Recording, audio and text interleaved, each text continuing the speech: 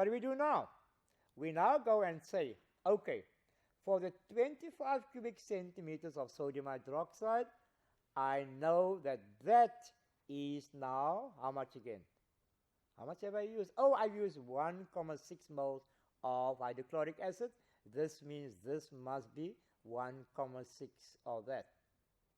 Now, what do I do now? I must now use a simple proportion. Move from 25 to 100. That's right. So how do I get from 25 to 100? I multiply 25 cubic centimeters by 4 to get to 100. That means I must multiply that mole by 4. That is correct. I must multiply that mole by 4 in order to get there. Right. I see, notice that if I do this, if I take this is 1,6 times 10 to the power 3 and multiply by 4, I get that total. That means that's the total in excess. That's correct. That's the total in excess. Okay. Now, this is the total in excess. Wait a minute. Let me just think again about this. If I have now 6,402 times 10 to the power 3 mole excess, oh, then I know how much sodium hydroxide has reacted with the ammonium chloride. Oh, that's the plan. So now I know what's excess, and I subtract it from the original amount, 0,1 mole, and then I have. Let me just write this down for you again and see what we're going to do now. Let's quickly write this down. So what did I have at the beginning? I had 0,1 mole of sodium hydroxide. Okay, that's fine. Now I found, but some of it was in excess. It was too much. So now I've eventually arrived at the point where I got 6,402 times 10 to the power minus 3 mole in excess. In excess. That's right. This is what I had at the beginning, and now it's in excess. Now, these two looks difficult. So if I now subtract the extra from the original, I will find out how many moles of sodium hydroxide do I actually have that reacted with the number of moles of ammonium chloride. Oh, that is my plan. I've forgotten again. That's the plan that I want to do. But I want to write this differently. This isn't nice. I can't subtract those two. So I'm going to write this as 10 times 10 to the power minus 3. That's the same as 0,1. Okay. Notice it's the same as 0,01. So that is what I'm going to do now. So let us quickly do that on the screen. Let's go back to the screen now. And let's see. So what is the number of moles that reacted with the ammonium chloride? That means it must be that amount, original amount, minus this amount. So let us see. So that's your original amount minus that amount. That's right. So this is the amount of sodium chloride that, of the sodium hydroxide that was really reacting with the ammonium chloride. That is the amount. So let's finish that off. And now I say, because they're in the ratio 1 to 1, I know this one now, which is that. So therefore, they are in the ratio 1 to 1. I can know now that mole, because that is the same. That is the same as that. Therefore, this must be the same as this one. So the two must be the same. So this is the amount. Now I've got my moles of ammonium chloride.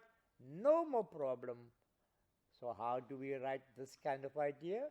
I say the number of moles of ammonium chloride is equal to the number of moles of sodium hydroxide. The number of moles of sodium chloride is equal to the number of moles of ammonium chloride. That is as simple as that. And then lastly, I come to my very final step. That was an interesting one. Remember now what we did? Throw in excess. Get rid of excess. Subtract excess from original amount. And then ratio ammonium chloride. And I've got the moles of ammonium chloride. This is now 3,598 times 10 to the power minus 3. What must I do with the moles? You know I must make it into mass. Okay, here we go. Let's go for the last two steps.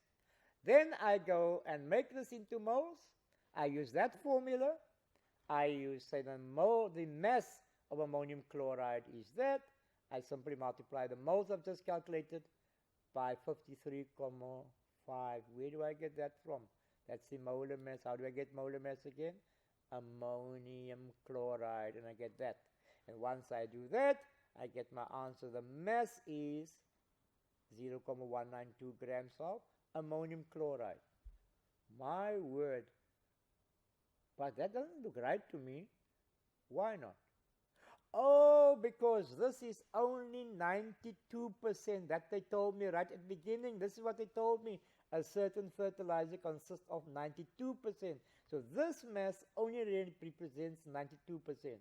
What must I do now? I must now make this 90, scale it up to 100%. And how do I do that?